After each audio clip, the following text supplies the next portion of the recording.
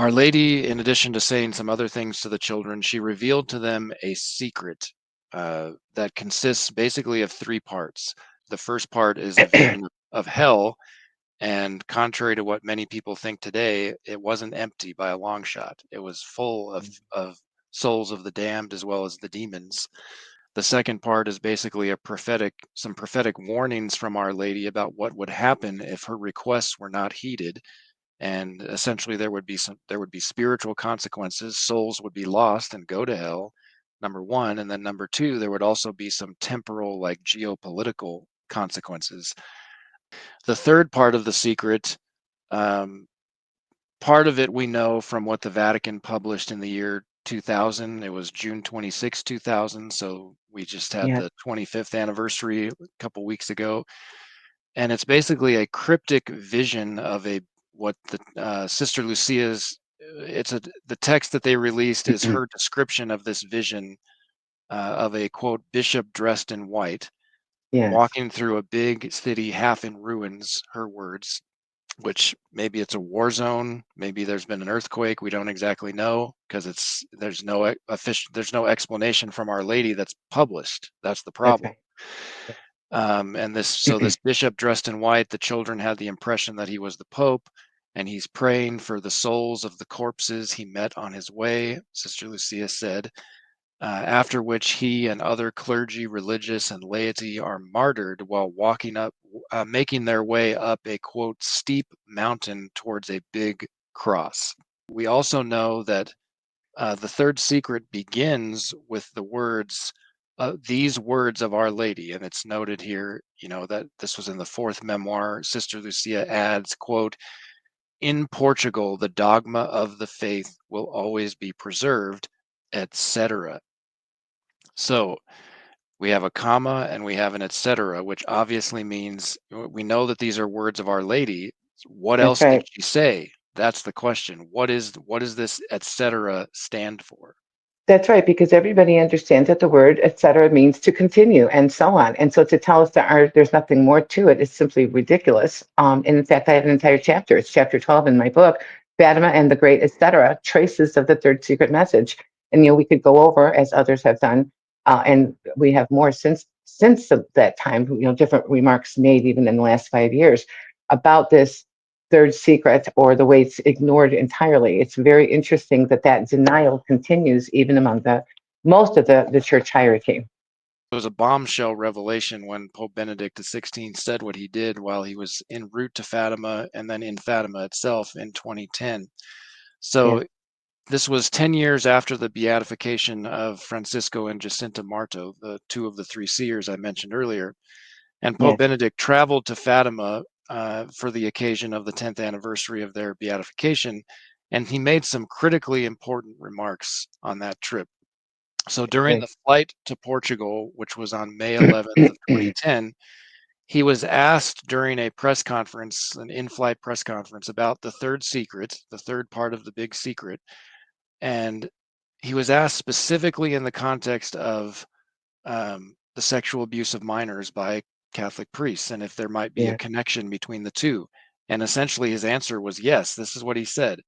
He said that the secret concerns, quote, realities involving the future of the church.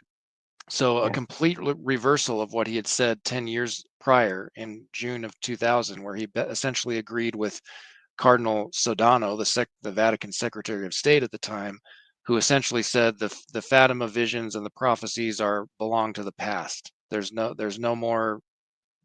Fatima's a thing of the past. It was basically the message that we were fed in the year 2000. 10 years later, Benedict completely reverses that and says it involves realities involving the future of the church.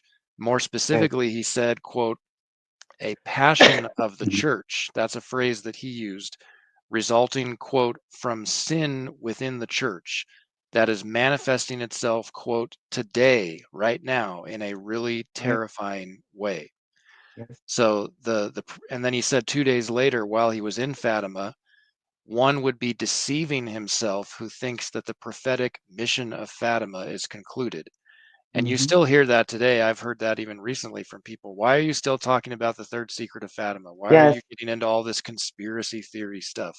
yes. And it's because of what Benedict XVI himself stated, that the prophetic mission of Fatima is not over. It concerns future realities. That's right. And he also in that in one of those well, it's again, the third secret is spoken. And he said the third secret is spoken by referring to it as it is spoken, it is shown. And that is something I pointed out at the time for Catholic Family News, because we were all going on about, the sexual the sexual sins in the church, and Mhm. we would have to make a need for reparation, and on and on and on. Those are all true things, but it's also, as we know, back in 1984, as Cardinal Ratzinger, he let us know through the Ratzinger report, which was later, edited very heavily, but he let us know more information about the third secret, that he had already read it by that time. Right. So when he says this years later as the Pope, even though he himself did not do the consecration as it was explicitly instructed, he kind of came out with the truth with everything you've already said, and then saying that it, meaning the third secret, is spoken and it is shown, which confirms everything we have been saying all along. It's a vision was shown, yes, but it was spoken too. So to get kind of to the substance of what was Our Lady warning us about in the third part of the secret, I'll refer to this article that I wrote back in 2018. Provide a collection of a few very important quotes from people who had firsthand knowledge of the secret.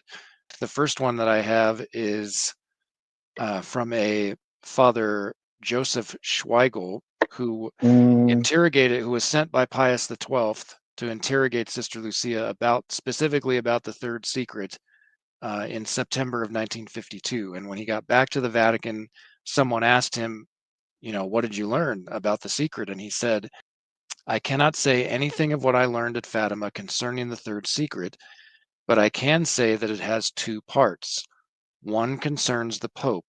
The other, logically, although I must say nothing, would have to be the continuation of the words, in Portugal, the dogma of the faith will always be preserved. Another very important testimony is from Father Joaquin Alonso, who was the official Fatima archivist for over 16 years and really had unparalleled access to Sister Lucia over that time period, had many personal interviews with her.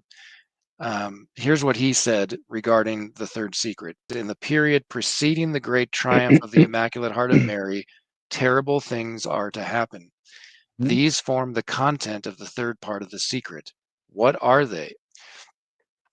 He says, if in Portugal the dogma of the faith will always be preserved, it can be clearly deduced from this that in other parts of the church, these dogmas are going to become obscure or even lost altogether. Thus, he concluded, it is quite possible that in this intermediate period which is in question, meaning after 1960 and before the triumph of the Immaculate Heart of Mary, the text, meaning the words of Our Lady, makes concrete references to the crisis of the faith of the church and to the negligence of the pastors themselves. So it's starting to become clearer now why this message has been suppressed, because it's basically an indictment of the hierarchy. of the Uh, hierarchy. Yes, it is. It is. Unfortunately, it is. And yet we should not be surprised. We have had anything from, bad popes to anti-popes. We've had bishops who persecuted many saints, from St. John Bosco and before to Padre Pio. This should not surprise us if we know our sacred history. And in addition to, I mean, there's so many things. I had them in my timeline too, and I included a lot of this in my own book. But as you mentioned, 1960, and as he said, terrible things are going to happen. Well, first of all, we had Cardinal Eugene, Pacelli, who was Secretary of State. And often people say it was a prophecy, but I don't think it was, because he was the Secretary of State. So basically, at that time, he was the right-hand man for the Pope. He wrote in a letter to a friend, I'm worried about the Virgin Mary's messages to Lucia of Fatima. This persistence of Mary about the dangers which menace the church is a divine warning, right, from God, against the suicide of altering the faith in her liturgy, in her theology, and her soul. So we note that there's nothing in any known part of that great secret that we've heard so far addressing any of those topics at all. And then, of course, we had Cardinal Luigi Sciappi in 1990, who served for over 40 years as papal theologian from Popes Pius XII through John Paul II. He said And it wraps up everything you said. Quote, in the third secret, it is foretold, among other things, that the great apostasy in the church begins at the top. Now, Right. many people might have already heard many of these things, but you know what? We can't forget these things. And for those who've never heard them, it's important to know these are important churchmen, the few that were willing to come forward and at least tell us some truth regarding the third secret of Fatima.